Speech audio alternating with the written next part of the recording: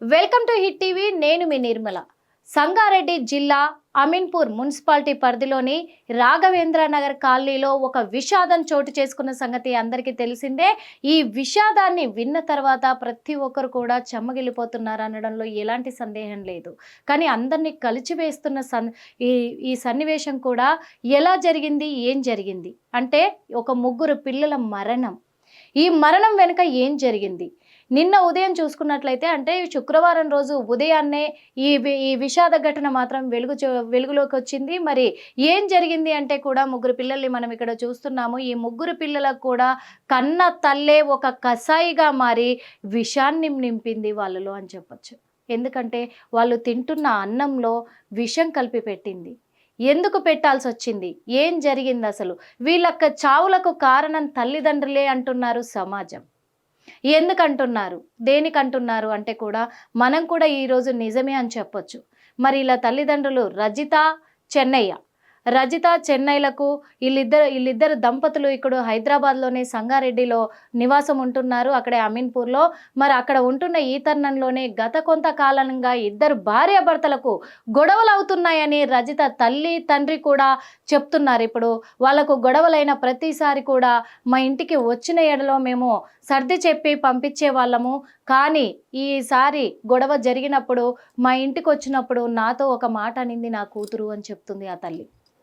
ఏం చెప్తుందంటే అంటే కూడా నా కూతురు ఇక నా భర్తను భరించడం నా వల్ల కాదు, నన్ను అనుమానిస్తూ ఉన్నాడు, చీటికి మాటికి అనుమానిస్తున్నాడు, కాబట్టి నా వల్ల అయితే లేదు, ఈ గొడవలు నేను పడలేకపోతున్నాను, నేను బతికుంటే నా పిల్లల్ని ఎవరు చూస్తారు, అందుకే నా పిల్లలకింత విషం ఇచ్చి నేను కూడా విషం తీసుకొని చచ్చిపోతాం మేము, అప్పుడైనా ఆయన ప్రశాంతంగా ఉంటాడు అని చెప్పేసి నా కూతురు నాకు చెప్పడం జరిగిందని రజిత తల్లిదండ్రులు కూడా చెప్తున్నారు. అదేవిధంగా ఇంకా చెన్నయ్య విషయానికి వస్తే చెన్నయ్యకు రజిత రెండవ భార్య. ఫస్ట్ భార్య కూడా మరి ఏం జరిగింది అనే విషయాలు ఇప్పటివరకు అయితే బయటికి రాలేదు, కానీ తను ఒక ప్రెగ్నెంట్గా ఉండి చనిపోవడం కూడా జరిగింది. అలాగే ఆ చెన్నయ్య భార్య కూడా అప్పుడు కూడా తను ప్రెగ్నెంట్గా ఉండి తను కూడా సూసైడ్ చేసుకొని చనిపోయిందట. అంటే ఇక్కడ చెన్నయ్య క్యారెక్టర్ని మనము అనుమానించాల్సిన అవసరం అయితే ఉంది. ఎందుకంటే ఈయన ఎందుకు ఇలా ప్రవర్తిస్తున్నాడు ఒక సైకోలాగా అంటే మరి చెన్నయ్య మంచోడైనా? అక్కడ కాలనీ వాసులు ఏం చెప్తున్నారంటే లేదు, తను చాలా సంవత్సరాలుగా ఇక్కడనే వర్క్ చేసుకుంటున్నాడు, వాటర్ ట్యాంక్ నడిపించుకుంటాడు తను. మరి రజితనేమో ఒక ప్రైవేట్ స్కూల్లో టీచర్గా పనిచేసుకుంటుంది. ఈ టీచర్గా పనిచేస్తున్న తన మీద ఎందుకు చెన్నయ్య అనుమానపడాల్సి వచ్చింది? మరి ఫస్ట్ మొదటి భార్య పైన కూడా ఎందుకు అనుమానపడాల్సి వచ్చింది? అంటే తనకున్న అలవాటా, లేకపోతే నిజంగా వాళ్ళు ఏదైనా తప్పు చేస్తున్నారా? కానీ ఏది ఏమైనా ఇప్పుడు ఇలా అనుమానాలకు ఫలితంగా ముగ్గురు పిల్లల మరణం. ఇది ఎంతవరకు కరెక్ట్? సమాజం అసలు ఎటుపోతుంది, ఏమైపోతుందో తెలియని పరిస్థితుల్లో కూడా ఇప్పుడు అనుమానాలు రేకెత్తుతున్నాయి. అసలు విషయం ఏంటంటే మరి తను పిల్లలకి రాత్రిపూట పెరుగన్నంలో విషం కలిపినట్టుగా తెలుస్తుంది. పిల్లలకు పెట్టి తను కూడా తినింది రజిత కూడా. అంతేకాకుండా మరి భర్త వచ్చినప్పుడు ఆ చెన్నయ్యకు మాత్రం పప్పన్నం పెట్టడము ఏంటి అని దాని వెనకాల కూడా పోలీసులు దర్యాప్తు కొనసాగిస్తూ ఉన్నారు. మరి ఈ పెరుగన్నంలో విషం కలిపి పెట్టడం అనేది చెన్నయ్య చేశాడా, లేకపోతే నిజంగా రజితనే చేసిందా? ఎందుకంటే రజిత బతికే ఉంది. రజిత వాంగ్మూలం కోసం ఇప్పుడు అందరూ ఎదురు చూస్తున్నారు. కానీ పిల్లలు మాత్రము ఏమి అభం శుభం తెలియని పిల్లలు, వాళ్ళకి ఎంతో భవిష్యత్తు ఉన్న పిల్లలు, అలాగే వాళ్ళకి ఇంకా ప్రపంచం అంటే ఏంటో తెలియదు, లోక జ్ఞానం అంటే ఏంటో తెలియదు, అసలు ఏం జరుగుతుందో సమాజంలో తెలియని వయసులో వాళ్ళకు విషం పెట్టి చంపేసింది ఆ తల్లి. అదే చెప్పాలి. ఎందుకంటే తను కూడా విషం తిన్నాను అని అంటుంది అని అంటున్నారు. కానీ తన హాస్పిటల్లో బాగా ఉంది. ఇప్పుడు హాస్పిటల్లో ట్రీట్మెంట్ జరుగుతుంది, తను కోలుకుంది. ఎందుకంటే ఆ రాత్రి వాళ్ళకి అన్నం పెట్టి తను కూడా తిని పడుకున్న సమయంలో 11:30 ప్రాంతంలో చెన్నయ్య తను వృత్తిరీత్యా కూడా వాటర్ ట్యాంకర్ మీద వెళ్ళిపోవడం జరిగింది. వెళ్ళిపోయిన తర్వాత తను వచ్చి డోర్ కొడితే భార్యనే తీసింది అంటున్నారు ఒక కోణంలో. ఒక కోణంలో భార్య తీయలేదు, తలుపులు పగలగొట్టారు అంటున్నారు. కానీ భార్య తీసింది అంటే అప్పటి వరకు ఆమె మెలుకుతూ ఉన్నట్టే కదా, తనకి ఎలాంటి ప్రమాదం జరగలేదు. కడుపులో నొప్పి నొప్పి అనేసరికి చూసి భయపడి అప్పుడు పిల్లల్ని చూసి నా పిల్లలకి ఏమో అయిపోయింది, నా భార్యకి ఏమో అయిపోయిందని బయటికి వచ్చి కాలనీ వాసుల సహాయం కోరి అరవడంతో ఏడవడంతో అందరూ వచ్చి సహాయం పట్టారు అని చెప్పేసి అంటున్నారు. అంటున్నారు. పిల్లలు మాత్రము మరి పోలీసులు వచ్చేంత వరకు కూడా అక్కడే ఉంచారు. ఆ మృతదేహాలను కూడా అక్కడే ఉంచిన తర్వాత హుటాహుటిన మాత్రం భార్యను దగ్గరలో ఉన్న ఆస్పత్రికి తరలిస్తే ఇప్పుడు తనకు ట్రీట్మెంట్ కూడా జరిగింది. ఇప్పుడు కొంచెం తను కోలుకోవడం కూడా జరిగింది. కానీ తన వాంగ్మూలం ఇంకా బయటికి రాలేదు ఏం జరిగిందనే కోణంలో. ఈ అనుమానాలే వ్యక్తం అవుతున్నాయి. అంటే నిజంగా చెన్నయ్యనే వీళ్ళకి కలిపి పెట్టాడా? ఎందుకంటే ఇక్కడ అనుమానం ఎందుకొస్తుందంటే చెన్నయ్య పప్పుతో తినడం ఏంటి? వీళ్ళు పెరుగన్నం తినడం ఏంటి? అంటే పెరుగన్నంలో ముందే తను కలిపి పెట్టి బయటికెళ్ళిపోయాడా? వాళ్ళు తినడం జరిగిందా? లేకపోతే నిజంగా భార్యకి ఇంకా విరక్తొచ్చి జీవితం మీద నా పిల్లలు ఎందుకుండాలి? నేనెందుకుండాలి? నేనెళ్ళిన తర్వాత నా పిల్లల్ని ఎవరు చూడరు, చెన్నయ్య చూడడు అనే భయంతో నిజంగా చెన్నయ్యకు మాత్రమే పప్పు పెట్టేసి పిల్లలకు పెరుగన్నం పెట్టి తను పెరుగన్నం తినిందా? ఈ కోణంలో పోలీసులైతే కేసు దర్యాప్తు చేస్తున్నారు. ఏది ఏమైనప్పటికీ ఏ తల్లిదండ్రులైనా కానీ కన్న కడుపుని కడతీర్చుకోవాలంటే ఒప్పుకోరు. వాళ్ళు చనిపోవడానికైనా సిద్ధపడతారేమో కానీ కన్న పిల్లలని చంపడానికి ఏ తల్లి కూడా సాహసించదు. కానీ రజిత సాహసించింది. అంటే చెన్నయ్య అనుమానించినట్టుగానే తనకెవరితోటైనా సంబంధాలున్నాయా? మరి ఎందుకు రజిత ఇలాంటి పని చేయాల్సొచ్చిందనే కోణంలో దర్యాప్తు కొనసాగుతుంది. మరి మనం కూడా కటాఖండిగా కూడా నేను కూడా చెప్పాలనుకుంటున్నాను. ఆ పిల్లల చావులకు కారణం ఎవరో కాదు. తన తల్లి, తండ్రి అంటే రజిత, చెన్నయ్యలే కారణం. ముఖ్యంగా. ఎందుకంటే పిల్లల్ని పోషించే స్తోమత లేకపోతే వాళ్ళని ఎలా అభివృద్ధిలోకి తెచ్చుకోవాలి? ఇప్పుడు గవర్నమెంట్ స్కూళ్ళున్నాయి, చాలా ఉన్నాయి చదివించుకోవడానికి. పని చేసుకోవడానికి చాలా పనులున్నాయి. ఏదో మేడల్లోనే పెంచాలి అనేది లేదు. ఒక పూట అన్నం పెట్టి వాళ్ళకింత చదువు చెప్పిస్తే భవిష్యత్తులో వాళ్ళే బంగారు భవిష్యత్తులో నిలబెట్టుకొని ఒక స్థాయిలో నిలబడి మిమ్మల్ని కూడా చూసుకునేంత స్టేజ్‌కి ఎదుగుతారు. అదొకటి ఆలోచించుకోవాలి. ఇంకొకటి భార్య భర్తల మధ్య ఎప్పుడు అంటే ప్రతి ఒక్క కుటుంబంలో కలతలు వస్తూనే ఉంటాయి, గొడవలు వస్తూనే ఉంటాయి, కొట్టుకుంటారు, తిట్టుకుంటారు. కానీ ఇక్కడ పిల్లల భవిష్యత్తుని నాశనం చేసేదాకా తెచ్చుకోకూడదు. ఈ మాత్రం ఇంకిత జ్ఞానం లేకుండా ఎందుకు కాపురాలు చేస్తున్నారో, ఎందుకు పెళ్ళిళ్ళు అవుతున్నాయో అర్థం కాని పరిస్థితి ఏర్పడ్డది ఇప్పుడు మన సమాజంలో. ఇప్పుడు రజిత తల్లి కూడా ఒక మీడియా ఛానల్‌లో చెప్తూ ఉంది. ఏం చెప్పింది కూడా మీకు అర్థమైందో లేదో. ఇక్కడ అల్లుడు బానే ఉన్నాడు, నా కూతురు బానే ఉంది, కానీ నా పిల్లలు మాత్రమే చనిపోయారు. నా కూతురు చచ్చిపోయినా బాగుండేది, పీడ పోయేది. కానీ పిల్లలు బతుకుంటే అయిపోయేది కదా! పిల్లలకు మస్తు భవిష్యత్తు ఉంది కదా! వాళ్ళు ఎట్లోకట్లా బతికేవాళ్ళు కదా! వాళ్ళకు చానా భవిష్యత్తు ఉంది కాబట్టి వాళ్ళు మంచిగా చదువుకొని ఒక ఉన్నత స్థాయిలో నిలబడేటోళ్ళు కదా!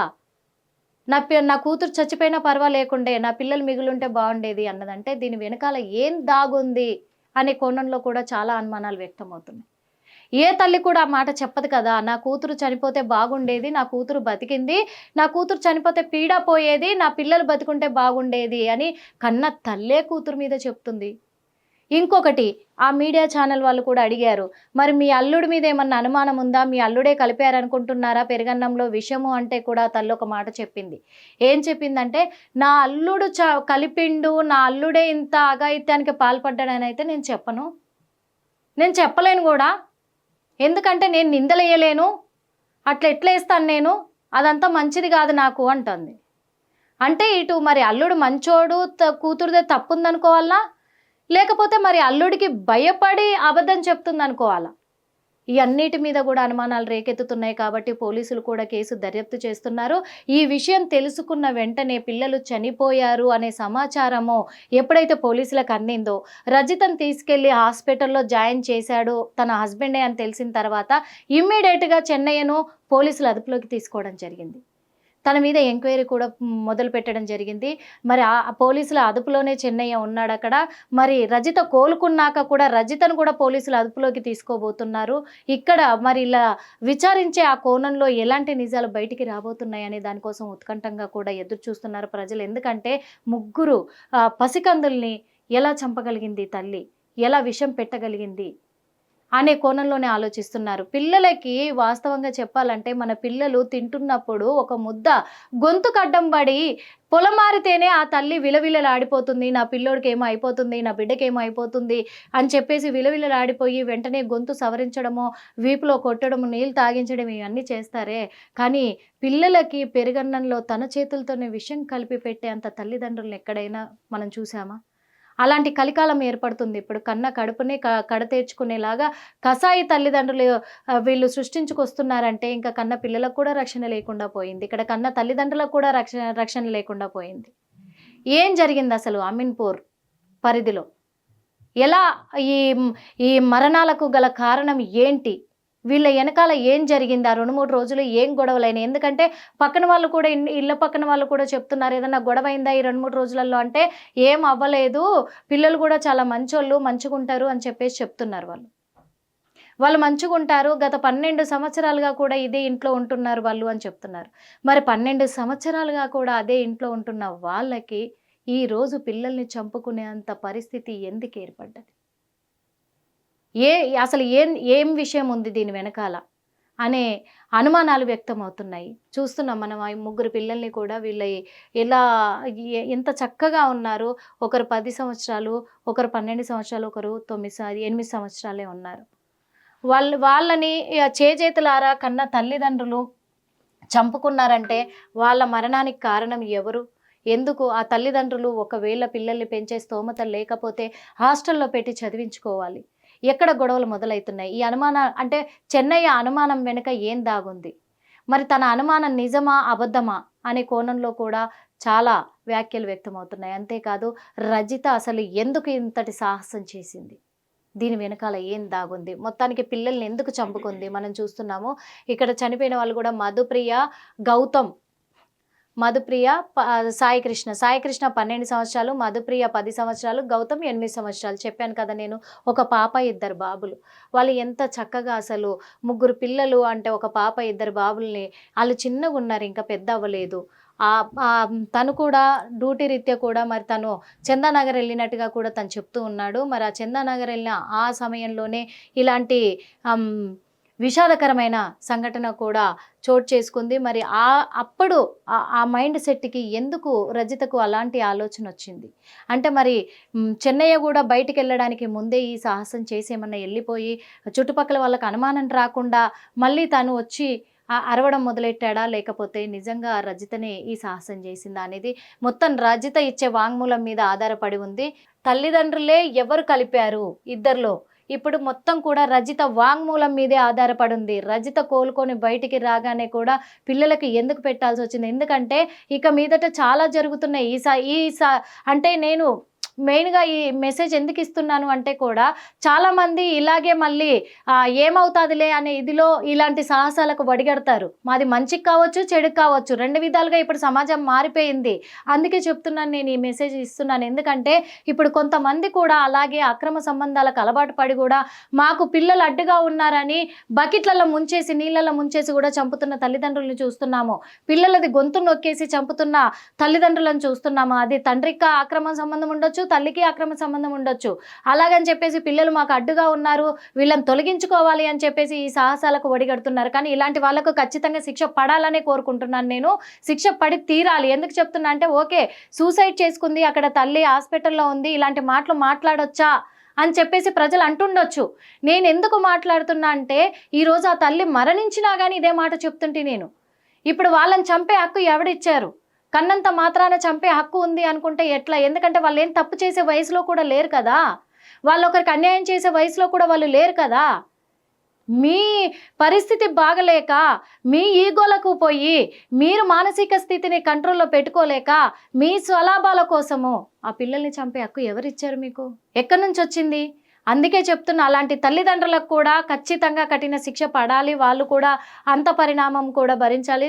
దీనిపైన చట్టం కూడా చర్యలు తీసుకోవాలి. ఎందుకంటే ఒకరిని చూసి ఒకరు తయారవుతున్నారు. ఇలా చాలా చూస్తున్నాము, కన్న పిల్లల్ని కడతెచ్చిన తల్లిదండ్రుల్ని. అందుకే అదే కోణంలో ఇప్పుడు ఈ కేసును కూడా చూస్తున్నాం. ఇక్కడ 3 ఇంతకుముందు ఒక పిల్లని, ఒక పిల్లగాన్ని చంపారు అనేది కేసులు చూసాం. కానీ ఇప్పుడు ఏకంగా 3 పిల్లల భవిష్యత్తు లేకుండా చేశారు. ఇక్కడ 2 తల్లిదండ్రుల పరిణామం అది. వీళ్ళు 3 చావులకు కారణం మాత్రము స్వయంగా రజిత, చెన్నయ్యలే కారణం, అలా తల్లిదండ్రులే కారణం. కాబట్టి పోలీసులు ఖచ్చితంగా ఈ కేసు పైన దర్యాప్తు కొనసాగించి వాళ్ళని అదుపులోకి తీసుకొని కూడా విచారిస్తే నిజాలు బయటకు వచ్చే అవకాశం ఉంది. కాబట్టి మరి ఏ తల్లిదండ్రులు కూడా ఇక మీదట ఇలా పిల్లల భవిష్యత్తు ఖరాబ్ చేయకుండా, అలాగే ఏ పిల్లలు కూడా తల్లిదండ్రులు వృద్ధ వయసుకు వచ్చినాక వాళ్ళని నిర్లక్ష్యం చేయకుండా ఉండేలాగా చర్యలు చేపట్టాలని మా హిట్ టీవీ ద్వారా కోరుకుంటున్నాం. హిట్ టీవీ యాప్, ఇందులో short news, live news, entertainment shows, movies, digital magazines తో పాటు మీ జిల్లా వార్తలను కూడా ఫ్రీగా చూడొచ్చు. అంతేకాదు కేజీ నుంచి పీజీ వరకు విద్యార్థులకు స్కాలర్షిప్ కూడా అందిస్తున్నాం. ప్రతి వారం 10 మందికి లక్కీ డ్రా ద్వారా ఒక్కొక్కరికి 10,000 రూపాయలు అందిస్తున్నాం. ఇంకెందుకు ఆలస్యం, వెంటనే హిట్ టీవీ యాప్ ని డౌన్లోడ్ చేసుకుని ఫ్రీగా ఎంటర్టైన్మెంట్ పొందండి. Hit TV app. Hit TV app. Please download Hit TV app. Hit TV యాప్ని ఫ్రీగా డౌన్లోడ్ చేసుకొని ఎంజాయ్ చేయండి. మీకు నచ్చిన ఎంటర్టైన్మెంట్ కోసం హిట్ టీవీ యాప్ ని ఫ్రీగా డౌన్లోడ్ చేసుకుని ఎంజాయ్ చేయండి. హిట్ టీవీ యాప్ని డౌన్లోడ్ చేసుకుని ఆస్వాదించండి, ఆశీర్వదించండి. ఇంతమంది సెలబ్రిటీలు హిట్ టీవీ యాప్ ని డౌన్లోడ్ చేసుకోండి అని చెప్తున్నారంటే ఎంత మంచి యాప్ ఆలోచించండి. అమెరికా అమెరికా అమెరికా అమెరికాలో చదవాలనుకునే వాళ్ళకి విశ్వసనీయమైన పేరు మన శౌర్య consultancy. UK Law 1 Year Masters. UK Law 1 Year Masters. 2 years work permit up to 5 years visa. Contact Saurya Consultancy. Contact 89851 89851.